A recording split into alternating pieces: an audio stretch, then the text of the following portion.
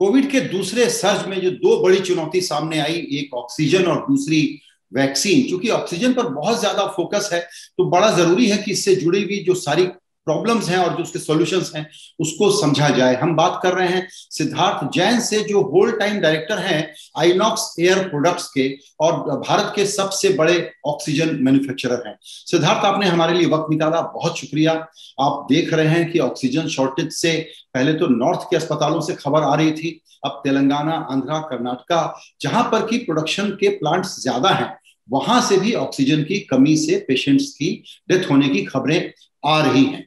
पिछले दिनों में जो कुछ हुआ है और अभी जो डिमांड और सप्लाई की सिचुएशन है, इस पर पहले आपका ओवरव्यू मैं लेना चाहता हूँ। संजय जी नमस्कार, बहुत बहुत धन्यवाद, आपने मुझे बुलाया आपके प्रोग्राम पे। ऑक्सीजन एक ऐसा विषय है जो ज़्यादातर लोगों को समझ में आता नहीं है ठीक से, तो मैं 2 मिनट लूंगा समझाने के लिए। पहले कोविड के फर्स्ट फेज में पूरे देश में 7,000 metric ton per day oxygen बनता था। पिछले 1 महीने में पूरी इंडस्ट्री जुड़ करके इस प्रोडक्शन को 30% बढ़ा दी है, तो हम आज बना रहे हैं 9,200 टन पर डे।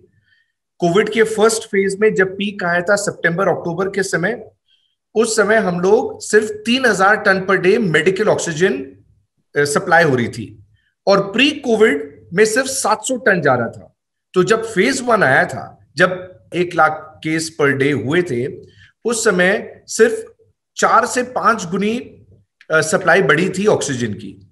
आज हम 8,500 ton per day medical oxygen दे रहे हैं और ये जो इंक्रीज हुई है ये पिछले 3 या 4 हफ्तों की बात है। तो जिस रफ्तार पे मेडिकल ऑक्सीजन की डिमांड आई है, ये दुनिया में पहले कभी हुआ नहीं है। लेकिन अच्छी बात यह है कि हमारे पास प्रोडक्शन कैपेसिटी है। आज 9,200 टन पर डे बन रहे हैं। इंडिया के पास स्ट्रेटेजिक रिजर्व्स बहुत बड़े हैं, उसमें से थोड़ा कंज्यूम कर लिया है, लेकिन आज 8,500 टन पर डे कंज्यूम हो रहा है मेडिकल की। जी, ये आपने बहुत इंपॉर्टेंट बात बताई कि 1 महीने के अंदर 8,500 टन के आसपास कंज्यूम हो रहा है सिर्फ मेडिकल नीड को पूरा करने के लिए। ये काम 1 महीने में हो गया और इसमें मैं समझता हूं कि 85% कंट्रीब्यूशन जो है वो प्राइवेट सेक्टर की कंपनियों का है, क्योंकि ऑक्सीजन मैन्युफैक्चरिंग वहीं पर ज्यादा है। इसीलिए एक चीज एनालिसिस के लिए समझना बहुत जरूरी है, ब्लेम के लिए नहीं। कोविड के इस सर्ज में ये कॉमन सी बात थी, एक्सपर्ट्स को तो पता था कि ऑक्सीजन सप्लाई में लॉजिस्टिक्स एक बड़ा प्रॉब्लम है और उसको हमको रैंप अप करना पड़ेगा। इसकी तैयारी हम क्यों नहीं कर पाए? जो 1 महीने में हुआ वो पिछले 6 महीने में हम कर सकते थे। इसमें स्टेक होल्डर्स से कहां गलतियां हुई? जी संजय जी, तो पहले तो हमें यह समझना चाहिए कि ऑक्सीजन बनता कहां है और ऑक्सीजन की कंजम्पशन कहां है। सर, पूरे इंडिया में ऑक्सीजन सिर्फ 70 लोकेशंस में बनता है। लिक्विड मेडिकल ऑक्सीजन सिर्फ 70 लोकेशंस में बनता है और जो मेडिकल ऑक्सीजन की डिमांड है वो है देश भर में।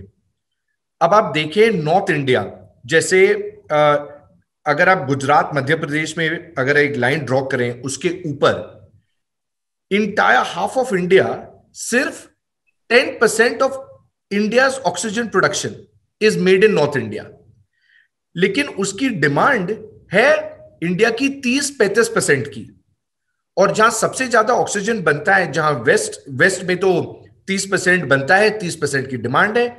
ईस्ट में जो 30 से 35% इंडिया का ऑक्सीजन बनता है, लेकिन वहां डिमांड सिर्फ 10% है। तो यहां मुश्किल कहां आई? महाराष्ट्र में मुश्किल नहीं आई, गुजरात में मुश्किल नहीं आई।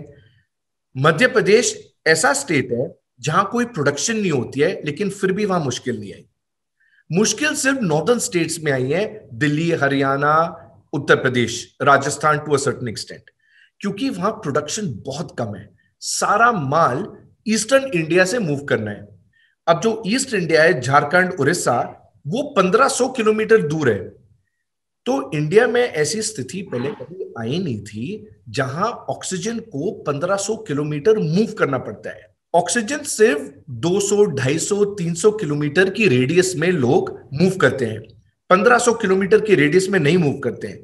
इसलिए सप्लाई चेन एकदम तैयार नहीं था। लेकिन जो गवर्नमेंट ने एक आदेश दिया कि दो अलग तरह के हमारे क्रायोजेनिक टैंकर्स होते हैं, जो लिक्विड नाइट्रोजन होता है, लिक्विड आर्गन होता है। गवर्नमेंट ने, सेंट्रल गवर्नमेंट ने आदेश दिया कि उसके 50% हम उनको ऑक्सीजन में कन्वर्ट करें।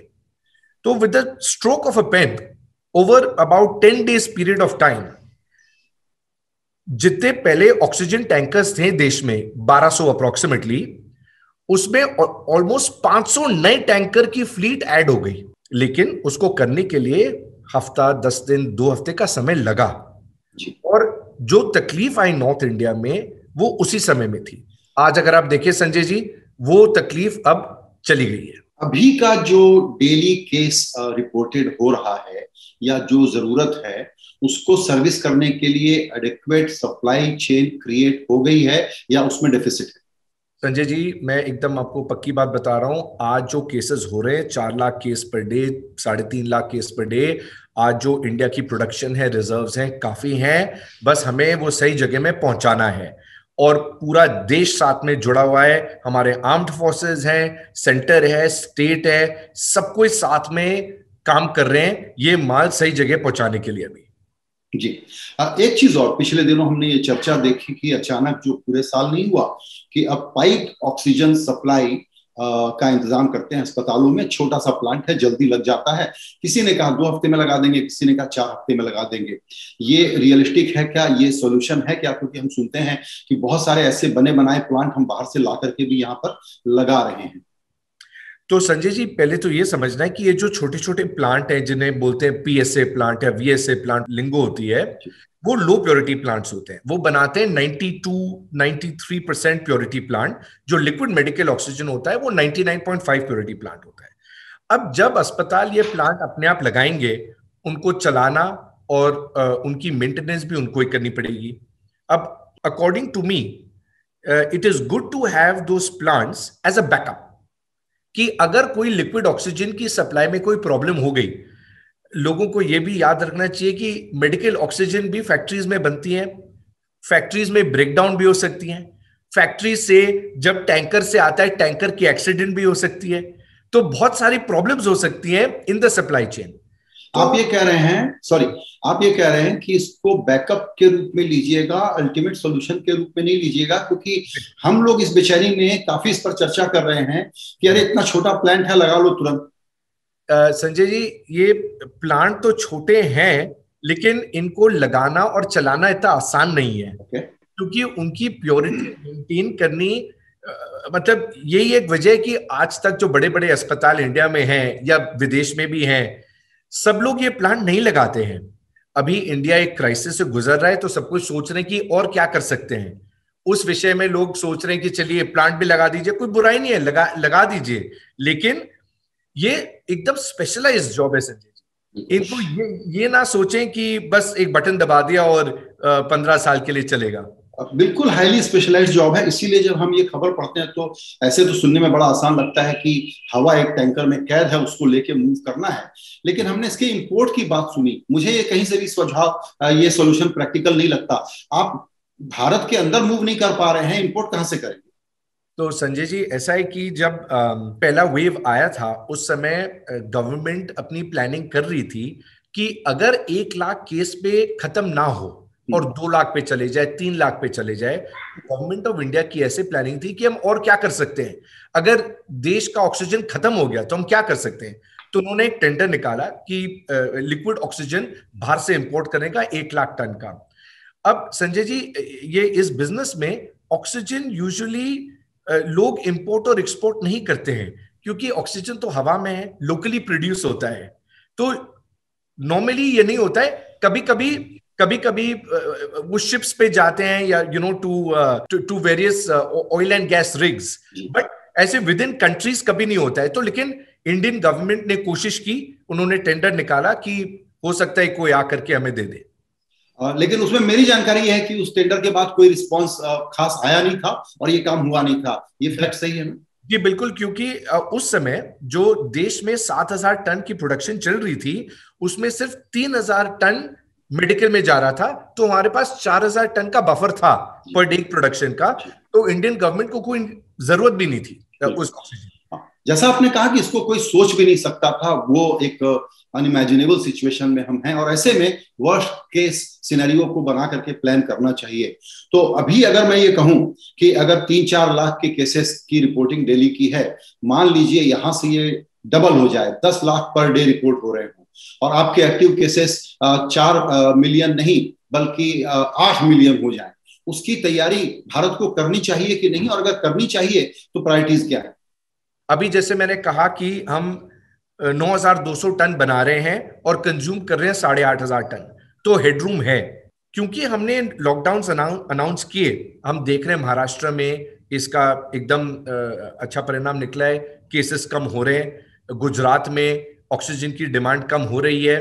तो मुझे लगता है कि अब जो लॉकडाउन अनाउंस कर दिया है उसकी वजह से केसेस बढ़ेंगे नहीं, और आगे जाकर के अगर हमको थर्ड वेव की प्लानिंग करनी है तो मेरी राय ये है कि हम ऐसे डिसीजंस ले, गवर्नमेंट ऐसी डिसीजंस ले आगे कि ये एक्टिव केसेस कभी 40 लाख तक पहुंचे ही नहीं आगे। वो ना होने के लिए जरूरी है कि प्रोटोकॉल फॉलो करें, और पहली नौबत अगर प्रिफर्ड ऑप्शन नहीं है लेकिन लॉकडाउन बेटर ऑप्शन है, रादर देन फैसिलिटीज को आप कहां तक रैंप अप करेंगे। बिल्कुल जी, बिल्कुल। ये छोटे छोटे जब अगर अगला थर्ड वेव आया और हम देखें कि देखिए इस शहर में हो रहा है या इस लोकेलिटी में हो रहा है, तो छोटे छोटे कंटेनमेंट जोन बना करके उसे फैलने ना दें। बिल्कुल जी। एक और आखिरी सवाल, हालांकि इस वक्त हर एक इंसान की जिंदगी बचाना हम सबकी एज अ सोसाइटी प्रायोरिटी होनी चाहिए, लेकिन चूंकि सारा का सारा ऑक्सीजन सप्लाई अभी हॉस्पिटल में जा रहा है, तो जाहिर है कि इंडस्ट्रियल यूज के लिए वो बंद है।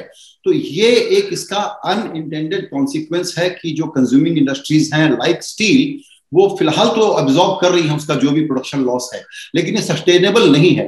कब ये वापस, जिसको कहते हैं बैक टू नॉर्मल सिचुएशन में हम आ पाएंगे कि ये इंडस्ट्री भी तकलीफ में न रहे?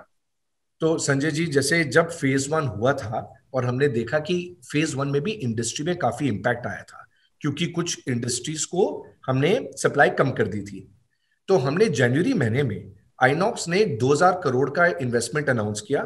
हम लोग 8 नए प्लांट लगाने वाले हैं 8 अलग अलग राज्यों में, और ये चालू हो जाएंगे बिटवीन 12 मंथ्स टू 24 मंथ्स। अब ये जो सेकेंड वेव आया, ये तो टोटली अनएक्सपेक्टेड था कि 100% इंडस्ट्री बंद हो जाएगी, लेकिन मैं ये कह सकता हूं कि everybody has been very supportive and they have also shut their plants. They understand it's in national interest. महीने भर का पेन है, हो सकता है 2 महीने का पेन है, लेकिन उसके बाद तो पक्का चालू हो जाएंगे, और हम अपनी इन्वेस्टमेंट कर ही रहे हैं। आई एम श्योर और लोग भी इन्वेस्टमेंट करेंगे, तो होपफुली बाय द टाइम ऐसी नौबत और वापस नहीं आए, हमारी तो प्रार्थना यही है जी। बिल्कुल। नहीं, ऑक्सीजन के बारे में हम सब लोग बहुत फिक्रमंद थे, और आप उन कोरोना वॉरियर्स में से हैं जो बिल्कुल फ्रंट लाइन पे लड़ाई कर रहे हैं इस वक्त। आपका हम सब की तरफ से बहुत शुक्रिया मैं आपसे कहना चाहूंगा, और इस इंटरव्यू के लिए आपने वक्त निकाला, बहुत धन्यवाद।